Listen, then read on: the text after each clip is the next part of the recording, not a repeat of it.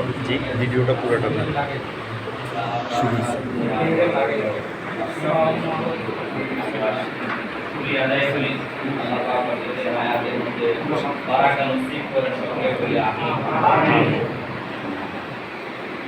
তো এই দিন হাসিল করাটা প্রত্যেক মুসলমানের জন্য ফরজ। তো এই কাজ থেকে আমরা এই সুমহান আমল থেকে এই গুরু জিম্মাদারি থেকে আমরা কেউ পিছিয়ে থাকবো না। আল্লাহ পাক আমাদের জন্য যে একটা সুযোগ করে দিয়েছেন আমাদের এই মাদ্রাসা, এবং প্রত্যেক এলাকায় আলহামদুলিল্লাহ এখন এই আমল এই বিষয়টা আম হচ্ছে, আস্তে আস্তে ব্যবস্থাপনা হচ্ছে। আমরা এই বিষয়ের কদর করব। বান্দা যখন কোনো বিষয়ের কদর করে, মূল্যায়ন করে, আল্লাহ পাক তাদের সেই নিয়ামতকে বৃদ্ধি করে দেন।